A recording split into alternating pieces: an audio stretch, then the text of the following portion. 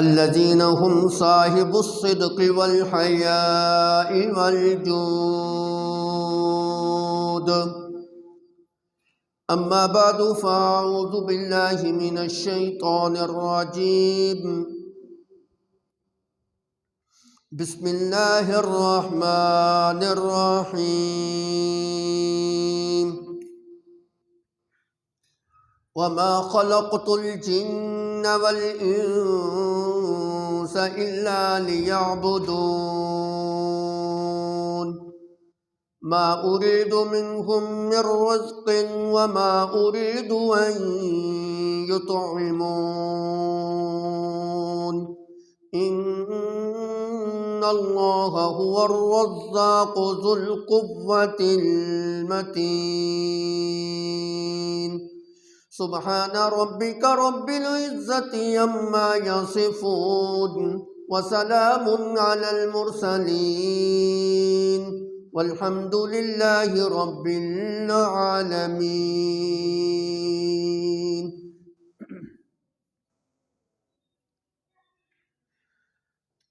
اللہ رب العزت نے انسان کو اپنی عبادت کے لیے پیدا کیا ہے۔ قرآن پاک کے اندر اللہ رب العزت انسان کی تخلیق کا جو مقصد بیان کرتے ہیں وہ یہی مقصد ہے کہ انسان اللہ رب العزت کی عبادت کے اندر لگ جائے۔ وما خلقت الجن والانس الا لیعبدون، جن و انس کو اللہ رب العزت نے اسی لیے پیدا کیا ہے کہ وہ اللہ رب العزت کی عبادت کریں۔ انسان کو اللہ کی عبادت کے لیے اور باقی ساری مخلوقات کو انسان کی خدمت کے لیے پیدا کیا۔ انسان اپنے ارد گرد کے ماحول کے اندر نظر دورا کے دیکھ لے، ہر چیز اس کی خادم ہے اور انسان مخدوم ہے۔ یہ زمین، یہ آسمان، یہ سورج، یہ چاند، یہ ستارے، یہ نظام شمسی، یہ نظام فلکیات، یہ فرشتے، زمین پہ بسنے والی مخلوقیں، حشرات الارض، دابات الارض، یہ ندی، نالے، بہاریں، فضائیں، یہ خوشبوئیں، یہ پھل پھول، یہ چہچہاتے پرندے، جنگل کے درندے، اڑنے والے درندے، اڑنے والے چرندے، آبی مخلوقیں، زمینی مخلوقیں، جنگل کے اندر بسنے والی مخلوقیں، ساری کی ساری اللہ رب العزت نے انسان کی خدمت کے لیے پیدا کی۔ اور انسان کو پیدا کیا ما خلقت الجن والانس الا لیعبدون، جن و انس کو پیدا کرنے کا مقصد صرف یہ ہے کہ وہ اللہ رب العزت کی عبادت کرے۔ ما اريد منهم من رزق وما اريد ان يطعمون، اللہ کہتے ہیں ہم تم سے روٹی کا مطالبہ نہیں کرتے کہ میں اللہ کو روٹی کھلاؤ، میں اللہ کو کما کے لا کر کھلاؤ، مجھے رزق دو، نہ، ان اللہ هو الرزاق ذو القوة المتین، اللہ کو روٹی کی حاجت نہیں ہے، اللہ کو کھانا کھانے کی حاجت نہیں ہے، اللہ کو رزق کی حاجت نہیں ہے، وہ تو خود روزی دینے والا ہے، رزق دینے والا ہے، کھلانے والا ہے۔ اللہ کا جلیل القدر پیغمبر سیدنا ابراہیم خلیل اللہ نے جب اللہ کی صفات کا تذکرہ کیا تو انہی صفات کا تذکرہ کیا۔ میرا رب وہ ہے الذی هو یطعمنی ویسقین، جو مجھے کھلاتا ہے، جو مجھے پلاتا ہے۔ وَإِذَا مَرِضْتُ فَهُوَ يَشْفِينِ، میں بیمار ہو جاتا ہوں وہ مجھے شفا یاب کرتا ہے۔ والذی یمیتنی ثم یحیین، میری موت و حیات کا مالک بھی وہی ہے۔ تو اللہ رزق سے، رزق کھانے سے پاک، مبرہ۔ رزق کا کھانا یہ عاجزی کی طرف اشارہ کرتا ہے۔ اللہ رب العزت عجز سے پاک ہے، اس لیے فرمایا ان اللہ هو الرزاق، اللہ تو روزی دینے والا ہے، کھانے والا نہیں ہے۔ ذو القوہ، قوت والا ہے، المتین، مضبوط ذات ہے، اس کو ان حقیر چیزوں کی ضرورت نہیں ہے، ساری کائنات کے خزانوں کا مالک ہے۔ تمہیں پیدا کرنے کا یہ مقصد نہیں ہے کہ تم اللہ کو کما کے کھلاؤ، اور نہ ہی یہ معبودیت کی شان کے لائق صفتیں ہیں۔ معبود برحق اور معبود باطل کے درمیان بنیادی طور پہ فرق کرنے والی ایک چیز یہی ہے کہ جو ہستی معبود برحق ہے وہ کھانے سے پاک ہے، اور جو کھانے کی محتاج ہو وہ معبود نہیں ہے۔ عیسائیوں کی تثلیث والے عقیدے کا جس وقت اللہ رب العزت نے رد کیا تو اسی دلیل کو بنیاد بنایا کہ تم عیسیٰ اور اس کی ماں کو معبود سمجھتے ہو، وہ کیسے معبود ہو سکتے ہیں؟ کانا یأکلان الطعام، وہ تو دونوں کھانا کھاتے ہیں، جو کھانے کا محتاج ہو وہ معبود نہیں ہوتا۔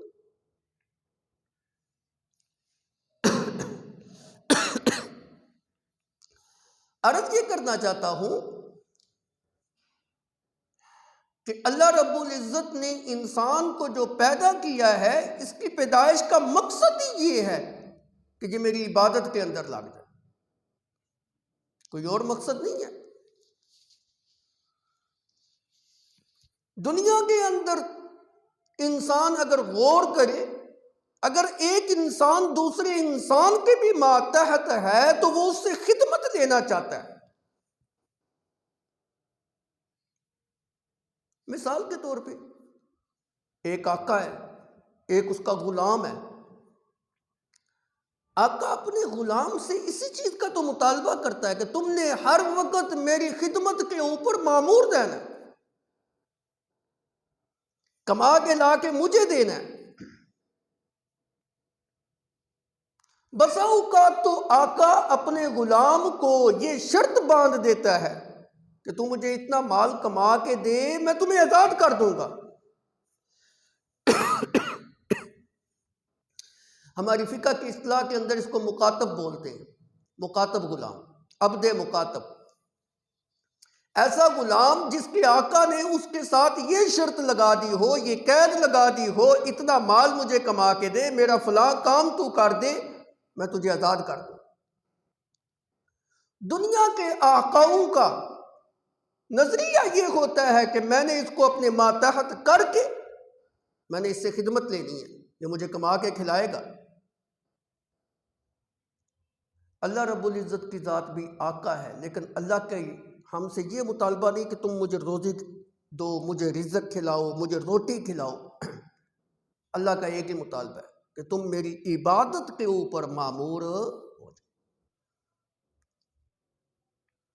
دنیا کے اندر آقا کے جو غلام ہوتے ہیں وہ تو ہوتے ہی مال ہیں، ان کے ذریعے تجارت کی جاتی ہے، مال کمایا جاتا ہے۔ ایک غلام کو خریدا، اچھے دام مل گئے، بیچ دیا اس کو، دوسرے کو خرید کے پھر اس کو بیچ دیا، یہ سلسلہ یوں ہی چلتا آ رہا تھا۔ آج کل تو غلاموں کا دور ختم ہو گیا، پہلے دور کے اندر تو یہ باقاعدہ غلام کی منڈیاں لگی کرتی تھی، تجارت ہوتی تھی، خرید و فروخت ہوتی تھی، نفع کمایا جاتا تھا۔ دنیا کے آقا اپنے غلاموں سے خدمت اور مال کا مطالبہ کرتے، لیکن اللہ رب العزت نے انسان کو پیدا کیا یہ مطالبہ نہیں کہ تم مجھے روزی اور روٹی کھلاؤ۔ دنیا کے جھوٹے معبود اپنے مریدوں سے اور اپنے ماتحتوں سے اور اپنے عابدین سے اسی چیز کا تو مطالبہ کرتے ہیں کہ ہمیں کھلاؤ. یہی تو ان کے جھوٹا ہونے کے، جھوٹا معبود ہونے کی دلیل ہے.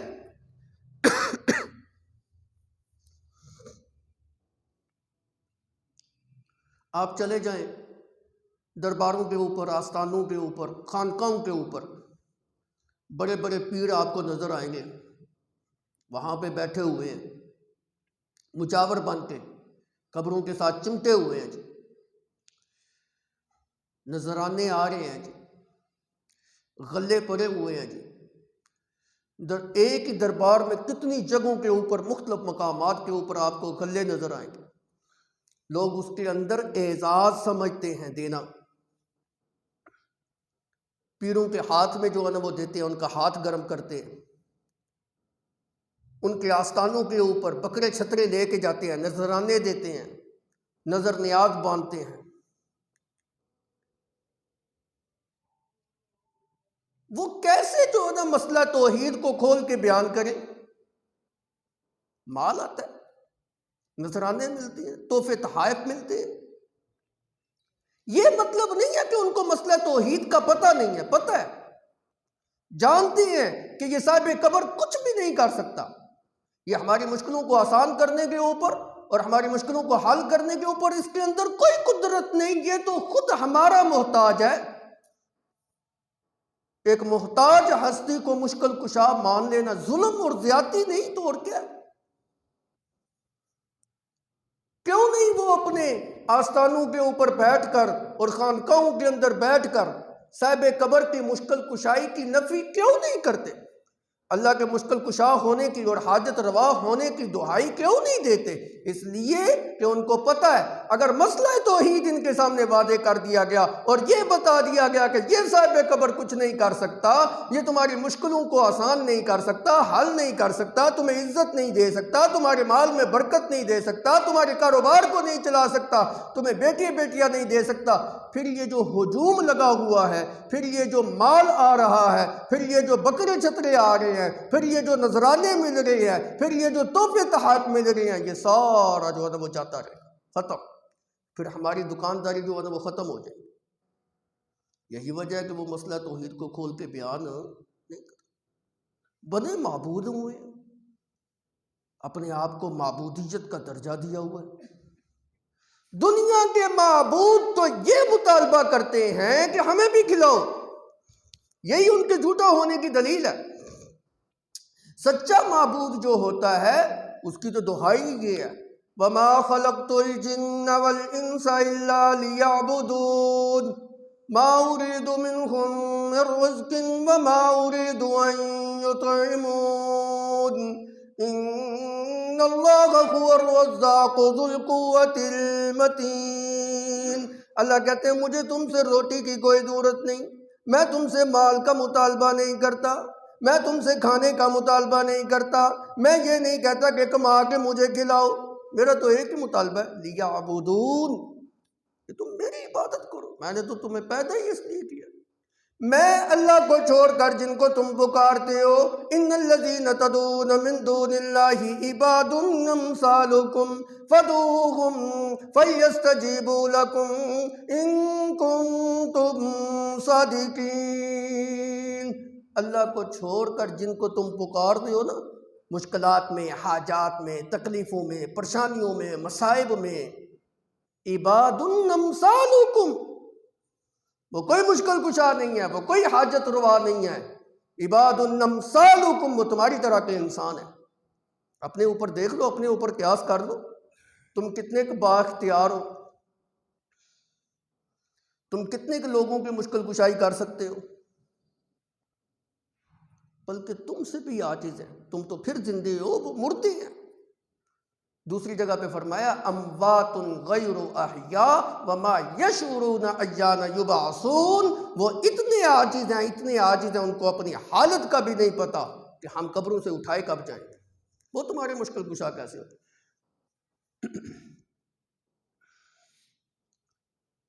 عباد امثالکم، وہ تمہاری طرح کے انسان ہیں، معبود نہیں ہیں. فَيَسْتَجِيبُوا لَكُمْ إِن كُنتُمْ صَادِقِينَ۔ اچھا تم ان کو صبح و شام پکارتے ہو، کبھی جواب بھی ملا ہے؟ کبھی انہوں نے تمہاری حاجت کو پورا کیا؟ کبھی تمہاری مشکل کشائی کی ہے انہوں نے؟ کبھی تمہاری حاجت روائی کی ہے انہوں نے؟ یہ تو اللہ کی صفتیں ہیں۔ اللہ والی صفات جس وقت تم صاحب قبر کو دو گے، کسی بزرگ کو دو گے، کسی نبی کو دو گے، کسی ولی کو دو گے، کسی پیر پیغمبر کو دے گے، کہ کسی مردے اور زندے کو دو گے، تو یہی تو شرک ہے، اور کیا شرک ہے؟ اللہ اکبر۔ ما خلقت الجن والانس الا لیعبدون۔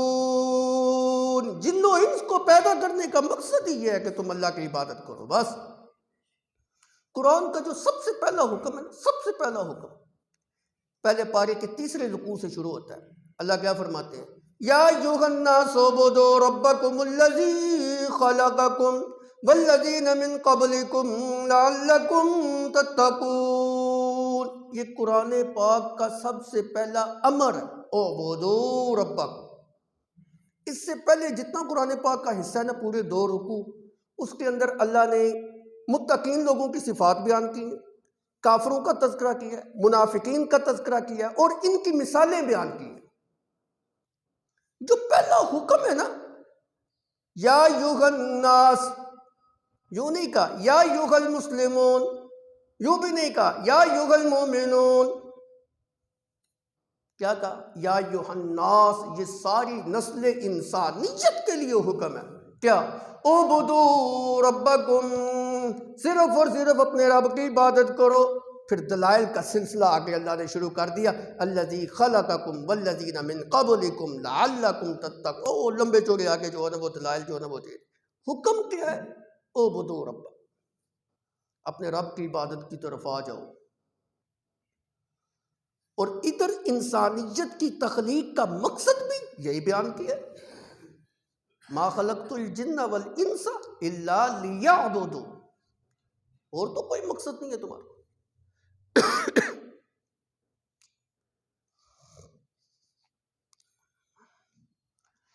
انسان کو اللہ رب العزت نے عبادت کا حکم دیا ہے، لیکن عبادت کا حکم دے کے اللہ نے اس کو آزاد چھوڑ دیا، مجبور نہیں کیا۔ انسان کو مجبور نہیں کیا کہ تم نے یہ کام کرنا ہی کرنا ہے، خوشی کے ساتھ کرو یا تنگ دل ہو کے کرو، نہ ایسے نہیں، کھلا چھوڑ دیا، آزاد چھوڑ دیا۔ دونوں طرف کا رستہ اللہ نے انسان کو الہام کر دیا، اس کو دکھا دیا، اس کو سمجھا دیا۔ ماننا نہ ماننا جو ہے اس کا اپنا کام ہے۔ اگر اس کو مجبور کرنا چاہتے تو اللہ کر سکتے تھے ہمیں۔ انسان کو اگر مجبوری کی عبادت اس سے مطلوب ہوتی، کرنا چاہتے تو اللہ ہمیں مجبور محض بنا سکتے تھے، نہیں بنایا اللہ نے۔ اس لیے کہ انسان کی پیدائش سے پہلے جتنی مخلوقیں ہیں وہ مجبوری کی عبادت تو وہ بھی کر رہی ہیں۔ انسان کی پیدائش سے پہلے فرشتے موجود ہیں، زمین موجود ہے، آسمان موجود ہے، سورج ہے، چاند ہے، ستارے ہیں، سارے اللہ کی عبادت کے اندر لگے ہوئے ہیں۔ یہ پہلے پارے کی ابتدا ہی ہے، بڑا مشہور مقام ہے۔ اللہ فرشتوں سے مکالمہ کرتے ہیں تو آگے سے فرشتے کیا جواب دے دیتے ہیں؟ وَإِذْ قَالَ رَبُّكَ لِلْمَلَائِكَةِ إِنِّي جَاعِلٌ فِي الْأَرْضِ خَلِيفَةً، میں زمین کے اندر اپنا نائب بنانے لگا ہوں۔ فرشتوں سے اللہ نے خطاب کیا۔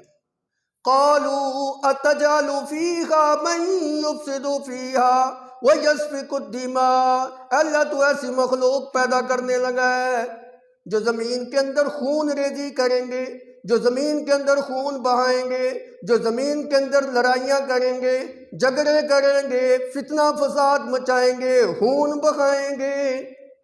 تجھے تو عبادت کی ضرورت ہے نا، نحن نسبح بحمدک ونقدس لک، ہم تیری عبادت بھی کر رہے ہیں، تیری تسبیح بھی بیان کر رہے ہیں، تیری تقدیس بھی بیان کر رہے ہیں، تیری پاکی بھی بیان کر رہے ہیں، تجھے اور کس چیز کی ضرورت ہے؟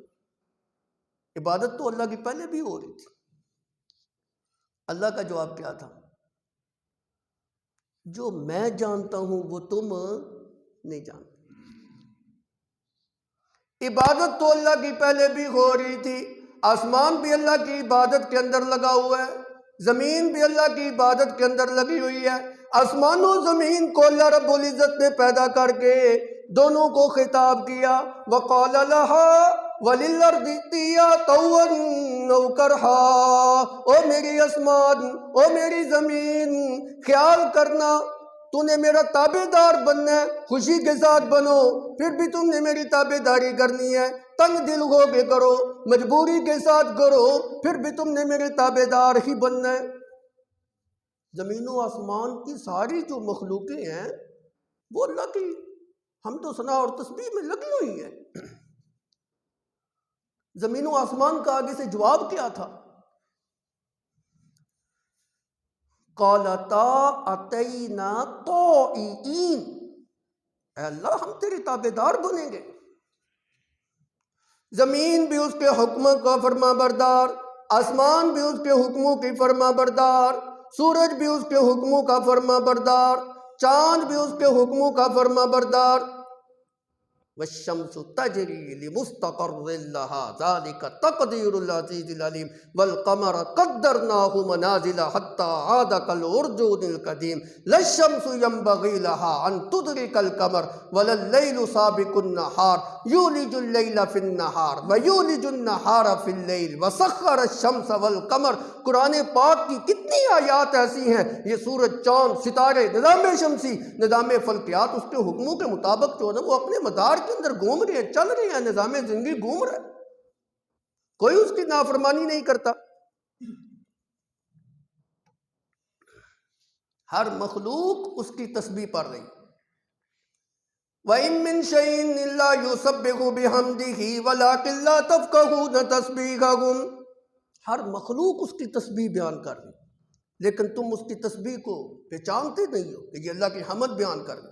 ہم یہ سمجھتے ہیں صبح کے وقت آپ نکلے نا، کسی درخت کے پاس سے گزرے تو اس درخت کے اندر چڑیاں کس طرح چہچہا رہی ہوتی ہے، ایک شور ہوتا ہے، وہ اللہ کی تسبیح بیان کر رہی ہوتی ہے۔ ہم تنگ دل ہوتے ہیں، انہوں نے کی شور مچائے ہے، ساڈی نیندر دے وچ خلل آ رہا ہے جی،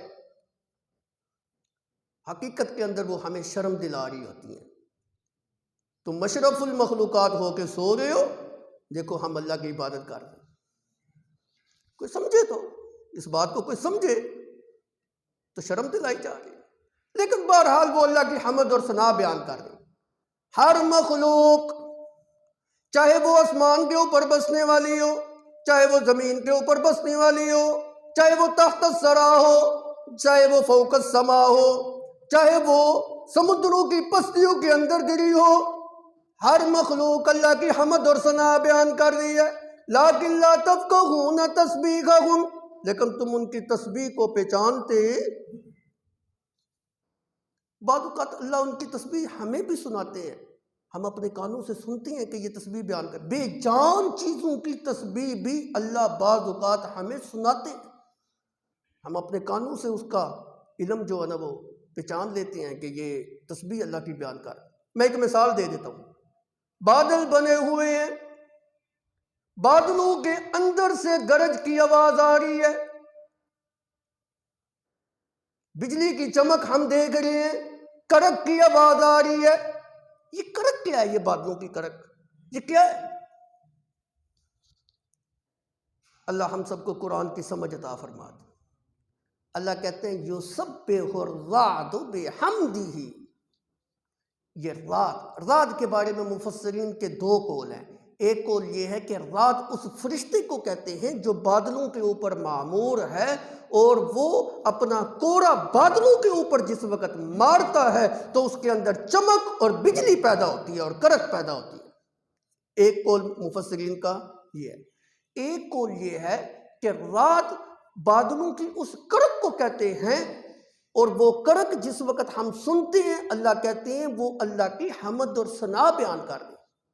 یسبح الرعد، یہ 13ویں پارے کے اندر ایک سورت کا نام ہے، اسی کی مناسبت سے پوری سورت کا نام ہی رکھ دیا گیا سورۃ الرعد۔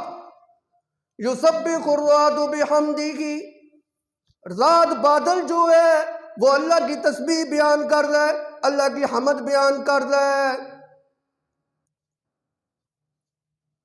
اللہ اکبر۔ ہر چیز اللہ کی حمد اور ثنا بیان کر یہ لگی ہوئی ہے۔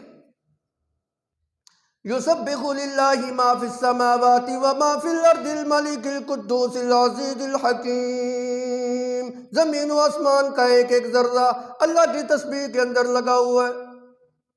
جس وقت ساری کائنات اللہ کی حمد اور ثنا کے اندر لگی ہوئی ہے، تعریفیں کر رہی ہے، پھر اس کو ایک ایسی مخلوق کی ضرورت کیوں پیش آئی جس کے متعلق فرشتوں نے بھی یہ بات کہہ دی کہ یہ خون ریزی کریں گے، فتنہ مچائیں گے، فساد کریں گے، دنگا کریں گے، لڑائی کریں گے، خون بہائیں گے۔ اصل وجہ یہ تھی کہ ساری کائنات کی عبادت مجبوری کی عبادت تھی۔ اللہ ایک ایسی مخلوق پیدا کرنا چاہتے تھے جس کو اختیار سونپ دیا گیا، بھائی تم اللہ کی عبادت کرنا چاہتے ہو کرو، حکم تو میرا ہے لیکن تم با اختیار ہو۔ اگر تم یہ عبادت کرو گے ثواب پاؤ گے، اجر پاؤ گے، آخرت میں کامیاب ہو جاؤ گے، جنتی بن جاؤ گے، اور اگر نہیں کرو گے تو پھر سزا تمہارا مقدر ہوگی، پھر جہنم کے اندر جو ہے نا وہ جاؤ گے، وہاں تمہیں دردے جو ہے نا وہ لگیں گے، اپنی آخرت کو خراب کر بیٹھو گے۔ ایک ایسی مخلوق جس کو اللہ رب العزت نے با اختیار بنایا، اس کو اختیار دے دیا۔ فَأَلْحَمَهَا فُجُورَهَا وَتَقْوَاهَا، فسق و فجور کا رستہ بھی انسان کے دل کے اندر الہام کر دیا، اور تقوی اور ڈر اور خشیت کا رستہ بھی اللہ رب العزت نے انسان کے دل کے اندر ڈال دیا ہے، الہام کر دیا ہے۔ ہر انسان یہ جانتا ہے، یہ پہچانتا ہے، یہ بات درست ہے، یہ بات غلط ہے، یہ میں درست کر رہا ہوں، یہ میں غلط کر رہا ہوں۔ ہر انسان پہچانتا ہے، ہر عمل کے اوپر اس کی نگاہ ہوتی ہے کہ یہ جو کام میں کر رہا ہوں یہ درست ہے یا غلط ہے۔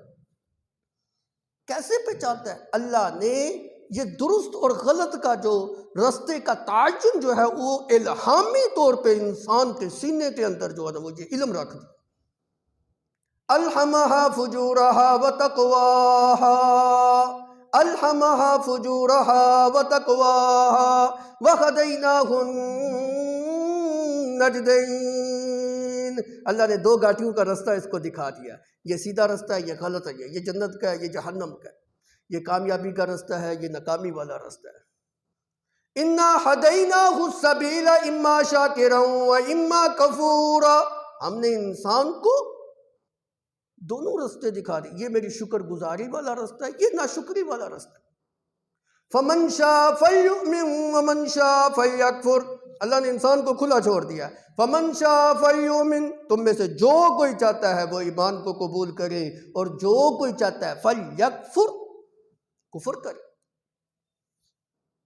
لیکن جو انسان کفر کو چھوڑ کر، ناشکری کو چھوڑ کر، نافرمانی کو چھوڑ کر اللہ کی اطاعت اور فرما برداری کے اندر لگ جاتا ہے، اس راستے کو اختیار کرتا ہے، اللہ بھی اس کے پھر قدردان ہوتے ہیں، اس کی قدردانی کرتے ہیں۔ اللہ انسان کے عمل کو رائے گاہ نہیں کرتے، ضائع نہیں کرتے۔ انسان کا عمل اللہ کے ہاں بے وقتہ ہو ایسا نہیں ہے، ہاں اخلاص ہونا چاہیے۔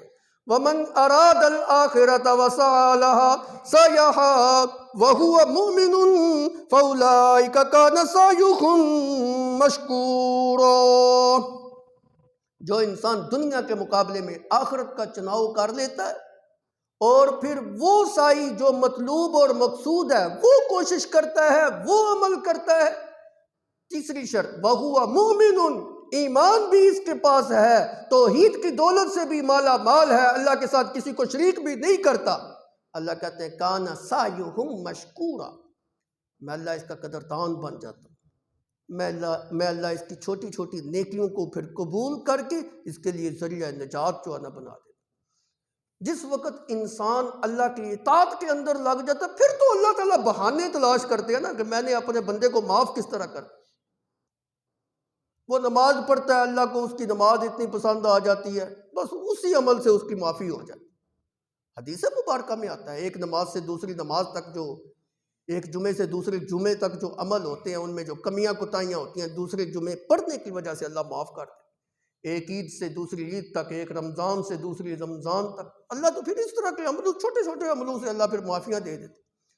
پھر روزہ جو ہے اس کے لیے معافی اور بخشش کا ذریعہ بن جاتا ہے، پھر صدقہ اور خیرات اس کے لیے معافی کا ذریعہ بن جاتا ہے، پھر حج جو ہے اس کی معافی کا ذریعہ بن جاتا ہے۔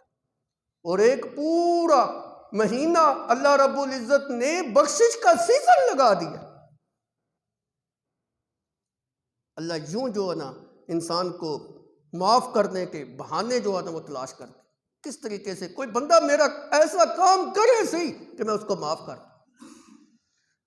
رمضان کا مہینہ آ رہا ہے جی، رمضان کے مہینے کے اندر یہ معافی کا مہینہ ہے، یہ بخشش کا مہینہ ہے، یہ اللہ کی رحمت کا مہینہ ہے۔ کوئی اگر انسان سمجھے سی،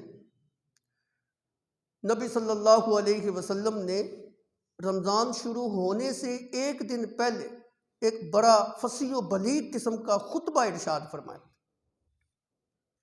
شعبان کی آخری تاریخ تھی، حضرت سلیمان فارسی رضی اللہ تعالی عنہ نے اس خطبے کو نقل کیا۔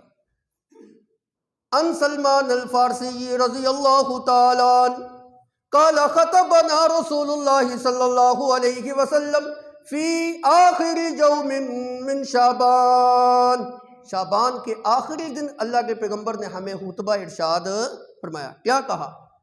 فقال یا ایھا الناس قد اظلکم شہر عظیم شہر مبارک شہر فیہ لیلۃ خیر من الف شہر۔ اللہ کے پیغمبر صلی اللہ علیہ وسلم نے فرمایا یا ایھا الناس، یا ایھا الناس۔ قرآن پاک کا جو سب سے پہلا حکم تھا ادھر بھی میں نے آپ کو ابھی اشارہ کیا، یا ایھا الناس اعبدوا ربکم الذی خلقکم، وہاں پر بھی ساری نسل انسانیت کو خطاب کیا۔ اور جب خطبہ استقبال رمضان ارشاد فرمایا تو اس میں بھی اللہ کے پیغمبر نے، عبادت ہے نا، روزہ بھی عبادت ہے، ساری نسل انسانیت کو خطاب کیا۔ اے نسل انسانیت، یوں نہیں کہا اے مومنو، اے مسلمانوں، اے روزے داروں، حالانکہ رمضان کا تعلق تو روزے داروں کے ساتھ ہے۔ یا ایھا الناس، اے لوگو، قد اظلکم، قد اظلکم، تمہارے اوپر شہر عظیم، ایک ایسا مہینہ سایہ کرنے لگا ہے، تمہارے اوپر ایک ایسا مہینہ اپنا سایہ ڈالنے لگا ہے۔ سایہ جو ہوتا ہے نا، سایہ، سخت دھوپ ہو، بسا اوقات جو نا انسان کا جی کرتا ہے کہ میں سائے کے نیچے آ جاؤں، جب وہ سائے کے نیچے آتا ہے نا راحت محسوس کرتا ہے، ٹھنڈک محسوس کرتا ہے، خوشی محسوس کرتا ہے۔ اللہ کہتے ہیں کہ مہینہ ایسا ہے جس طرح تم سائے کے نیچے آ کے اپنے لیے راحت محسوس کرو گے نا، یہ بھی تمہارے لیے راحت بن کے آ رہا ہے، باعث سکون بن کے آ رہا ہے۔ شہر عظیم، بڑی عظمتوں والا مہینہ ہے، شہر مبارک، بڑی برکتوں والا مہینہ ہے، اس کی عظمتوں اور اس کی برکتوں کو اگر تم نے دیکھنا ہو، شہر، ایک ایسا مہینہ ہے، فیہ لیلۃ خیر من الف شہر، اس کے اندر ایک رات تو ایسی رات ہے جو 1000 مہینوں سے بھی بہتر ہے، 1000 مہینوں سے بھی بہتر ہے۔ آج کوئی انسان بڑی عمر والا ہو نا، 80 سال، 90 سال، 100 سال، 1000 مہینے اس کی نہیں بنتے، اس کی عمر 1000 مہینوں سے کم کم رہتی۔ ایک رات کی عبادت 1000 مہینوں سے بھی افضل، یہ امت محمدیہ کی فضیلت ہے۔ یہ رات اللہ نے امت محمدیہ کو عطا کی ہے، پہلی امتوں کو کوئی نہیں عطا کی۔ پہلی امتوں کی عمریں زیادہ ہوتی تھی، 1000 سال ہوتی تھی۔ حضرت نوح علیہ السلام کی تبلیغ کا زمانہ جو قرآن نے نقل کیا 950 سال ہے، عمر کتنی ہے پتہ نہیں۔ مفسرین نے لکھا ہے، کسی نے کہا ہے کہ جو ہے نا پوری 1000 سال تھی، کسی نے کہا ہے 1200 سال، کسی نے 1400 سال، لیکن تبلیغ کا زمانہ صرف 950 سال، ایک پوری 1000 سال کی جو ہے نا وہ صدی ہے، 1000 سال ہے، پورے 10 صدی ہیں۔ اس امت کے اندر لوگوں کی عمریں تھوڑی ہیں، لیکن جو عمل کرتے ہیں نا اس کے اوپر اجر بہت زیادہ ہے۔ اب ایک رات کے اندر اگر کوئی 2 نفل پڑھے گا، یوں سمجھے اس نے 1000 مہینے جو ہے نا لگاتار نفل پڑھے ہوں، اس سے بھی زیادہ۔ کتنا زیادہ پتہ نہیں، اللہ کے ہاں گنتی کی کوئی کمی نہیں ہے، ثواب کے اندر کوئی کمی نہیں ہے، اللہ تمہارے اخلاص کو دیکھتے ہیں۔ شہر نظیم شہر مبارک شہر فیہ لیلۃ خیر من الف شہر۔ اللہ کے پیغمبر صلی اللہ علیہ وسلم نے فرمایا جعل اللہ صیامہ فریضۃ وقیام لیلہ تطوعا۔ اتنی عظمت والا وہ مہینہ، اتنی برکت والا وہ مہینہ کہ اس مہینے کے اندر اگر کوئی انسان نفل ادا کرے گا میں اللہ فرضوں کے برابر اس کو اجر اور ثواب عطا کروں گا، اور اگر کوئی انسان اس مہینے کے اندر فرض ادا کرے گا ایک فرض کا ثواب 70 فرضوں کے برابر میں اللہ اس کو عطا کروں گا۔ یہ اس کی برکتیں، یہ اس کی عظمتیں۔ اللہ اکبر۔ پھر اللہ کے پیغمبر صلی اللہ علیہ وسلم نے فرمایا ہوا شہر الصبر والصبر ثوابہ الجنہ۔ یہ صبر کا مہینہ ہے اور صبر کا ثواب جنت کے سوا تو اور کچھ ہے ہی نہیں۔ رمضان کا مہینہ صبر کا مہینہ ہے۔ صبر کے دو معنی ہیں جی۔ صبر کا ایک معنی ہوتا ہے رک جانا، اور صبر کا ایک معنی ہوتا ہے ڈٹ جانا۔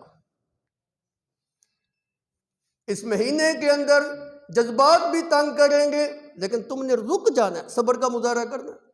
خواہشات بھی تنگ کریں گی، تم نے رک جانا ہے، صبر کا مظاہرہ کرنا ہے۔ بھوک بھی لگے گی، کھانے سے تم نے رک جانا ہے۔ پیاس بھی تنگ کرے گی، پینے سے تم نے رک جانا ہے۔ حلال بیوی بھی تیرے پاس ہوگی لیکن پاس جانے سے تو نے رک جانا ہے۔ یوں کہہ لیں، دونوں معنوں کو اکٹھا کرنے لگا ہوں۔ برائی سے تم نے رکنا ہے اور نیکی کے اوپر تم نے ڈٹ جانا ہے، یہ صبر ہے۔ وَالصَّبْرُ ثَوَابُهُ الْجَنَّةُ۔ جس نے صبر کر لیا بس اس کا اجر اور ثواب جنت کے علاوہ اور کوئی نہیں۔ وَشَهْرُ الْمَوَاسَاتِ۔ اللہ کے پیغمبر نے فرمایا یہ غم خواری کا مہینہ ہے، یہ غم خواری کا مہینہ ہے۔ روزے کا ایک مقصد یہ بھی ہے کہ میں سارا دن بھوکا اور پیاسا رہوں، پورا سال رج کے میں کھانا ہوں، تن کے کھانا، پیٹ بھر کے کھاتا ہوں۔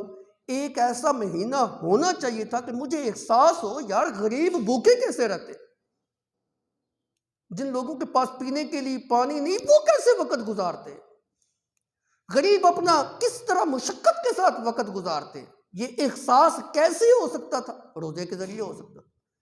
اس مہینے کے اندر غریب اور امیر برابر ہو گیا، سب کو کھانے کی پابندی دن کے وقت۔ شہر المواسات، یہ غم خواری کا مہینہ ہے۔ غریبوں سے غم خواری کرو، ان کی مدد کرو، ان کا تعاون کرو، ان کا دست بازو بن جاؤ۔ میرے نبی نے فرمایا یہ وہ مہینہ ہے جس مہینے کے اندر مومن کے رزق کے اندر اضافہ کر دیا جاتا ہے۔ اس کی تشریح کرنے کی ضرورت نہیں۔ روزہ کھولتے ہو ہر بندے کے دسترخوان جو نا بھرپور ہوتے ہیں، وہ چیزیں بھی کھانے کو مل جاتی ہیں جو عام دنوں کے اندر نہیں ملتی۔ اور پھر روزہ کھولنے کے وقت جو خوشی ایک مومن بندے کو میسر ہوتی ہے، خدا کی قسم کھوجے دار کو ساری زندگی وہ خوشی نہیں میسر ہو سکتی۔ اللہ نے کیسی خوبصورت عبادت جو ہے نا وہ رکھی۔ افطاری کے وقت جو خوشی ہوتی ہے نا، اے اللہ تیرا شکر ہے آج کا روزہ خیر خیریت سے گزر گیا۔ حدیث مبارکہ کے اندر آتا ہے افطاری کے وقت روزے دار کو جو دو خوشیاں نصیب ہوتی ہیں نا، وہ دو خوشیاں ایسی ہیں کسی وقت بھی اس کو نہیں نصیب ہوتی۔ ایک افطاری کے وقت اور ایک کل قیامت کے دن اللہ کی ملاقات کے وقت، جس وقت وہ دیکھے گا میرے لیے جنت کے اندر اسپیشل ایک دروازہ ایسا بنایا گیا جس کا نام ہی باب الریان رکھا گیا ہے۔ خبردار کوئی کھوجے والا اس دروازے سے اندر داخل نہ ہو، صرف روزے دار ہے۔ کیسی خوشی اس کو۔ شہر المواسات، یہ غمخواری کا مہینہ ہے۔ غریبوں سے غمخواری جو ہے نا وہ کیا کرے۔ اور میرے نبی نے فرمایا یہ وہ مہینہ ہے جس مہینے کے اندر اگر کوئی بندہ کسی روزے دار کا روزہ افطار کرائے گا، جتنا ثواب اس روزے دار کو ہے اتنا ثواب اس کو ملے گا، ایک ذرے کے برابر بھی اس کے اندر کمی نہیں کی جائے گی۔ صحابہ نے کہا یا رسول اللہ ہم کیسے افطار کرائیں، ہمارے پاس تو اپنے لیے کھانے کے لیے کچھ نہیں۔ آج کا دور تو نہیں تھا، ہر بندے کے پاس فراوانی دولت مال، افطار پارٹیاں چل رہی ہیں جی، افطار پارٹیوں کے اندر بھی امیر زادے آ رہے ہیں جی، کھوجے والے آ رہے ہیں جی، خدا را افطاری کرایا کریں، ان لوگوں کو بلایا کریں جو لوگ روزے کے ساتھ، غریب طبقے کو بلایا کریں جس کو کھلانے کا کوئی اجر اور ثواب بھی ہو، جو اپنے گھر میں بڑا اچھے طریقے سے کھاتا ہے پیتا ہے ان کو نہ بلایا کریں۔ ناجائز نہیں ہے، میں ناجائز نہیں کہہ رہا، میرے کہنے کا مطلب یہ کہ ترجیح ان لوگوں کو دیا کریں جو بیچارے اپنے گھر کھانے میں ان کے پاس کچھ نہ ہو، ان لوگوں کو ترجیح دیا کریں، زیادہ ثواب ہو۔ امیر کو بھی کھلا سکتے ہیں، افطار پہ بلا سکتے ہیں، کوئی ایسی بات نہیں ہے، لیکن ترجیح ان لوگوں کو دیا کریں جو بیچارے غریب طبقے کے ساتھ تعلق رکھتے ہیں، ان کو کھلانے کا امیر کے مقابلے میں زیادہ اجر اور ثواب۔ اللہ کے پیغمبر صلی اللہ علیہ وسلم سے صحابہ پوچھتے ہیں، یا رسول اللہ، ہمارے تو اپنے پاس کھانے کے لیے کچھ نہیں، ہم کیسے افطار پارٹی دیں؟ اللہ کے پیغمبر صلی اللہ علیہ وسلم نے فرمایا، دودھ کا ایک گھونٹ، لسی کا ایک گھونٹ، پانی کا ایک گھونٹ سے بھی جس نے افطاری کرائی اس کو بھی یہی اجر اور ثواب ملے گا۔ پانی کا ایک گھونٹ تو تمہارے پاس میسر ہے کہ نہیں؟ اور اس علاقے کے اندر تو پانی کی بھی قلت تھی نا جی، ادھر تو پانی پلانا بھی بہت اجر اور ثواب۔ اللہ آپ کو مکہ مدینے لے جائے، آج بھی جو ہے نا حاجیوں کی جو خدمت کی جاتی ہے وہ پانی کے ذریعے، پانی وہاں تقسیم کرتے ہیں بہت زیادہ، پانی کی آج بھی قلت ہے، نیچے زمین کے نیچے پانی کوئی نہیں ہے، عرب کی زمین کے نیچے پانی کوئی نہیں، آج بھی ٹینکر باہر سے لا کے جو ہے نا وہ گزارا کرتے ہیں۔ حرم کے ارد گرد جو ہے نا وہ حوضیاں بنی ہوتی ہیں، اس کے اندر ٹینکر کے ذریعے جو ہے نا وہ پانی جو ہے نا وہ نیچے گراتے ہیں، اسی طرح ہوٹلوں کے اندر بھی ٹینکر کے ذریعے پانی جو ہے نا وہ گراتے ہیں۔ پانی کی آج بھی وہاں پہ قلت ہے، پانی پلانے کو وہ آج بھی باعث اجر و ثواب سمجھتے ہیں، اس کو حقیر نہ سمجھا کریں۔ پانی کے ایک گھونٹ سے جس انسان نے کسی روزے دار کو روزہ افطار کرایا، اللہ نے اس کے بھی سارے گناہ معاف کر دیے، جتنا اجر اور ثواب روزہ رکھنے والے کو اتنا ہی اجر اور ثواب افطار کرانے والے کو۔ اور اللہ کے پیغمبر صلی اللہ علیہ وسلم نے فرمایا، جس انسان نے کسی انسان کو پیٹ بھر کے کھانا کھلایا، افطاری کے وقت پیٹ بھر کے کھانا کھلایا، اللہ رب العزت اس کو میرے حوض کوثر سے اس طرح سیراب کریں گے کہ جس وقت وہ میرے حوض سے پانی پی لے گا، میرے ہاتھ سے جام پی لے گا، پھر دوبارہ کبھی بھی اس کو پیاس نہیں لگے گی۔ اللہ ہم سب کو بھی نبی صلی اللہ علیہ وسلم کے حوض کوثر سے سیراب ہونے کی توفیق عطا فرمائے، ان عمل کرنے کی توفیق عطا فرمائے جن عملوں کی وجہ سے ہم اس بات کے مستحق ہو جائیں کہ اللہ کا پیغمبر خود ہمیں بلائے کہ آؤ میرے حوض سے پانی پی لو۔ آپ نے پھر فرمایا، اولہ رحمہ اوسطہ مغفرہ آخرہ کلاہما فی النار۔ اور آخر میں اللہ کے پیغمبر صلی اللہ علیہ وسلم نے فرمایا، من خفف عن مملوکہ فیہ غفر اللہ لہ وعتقہ من النار۔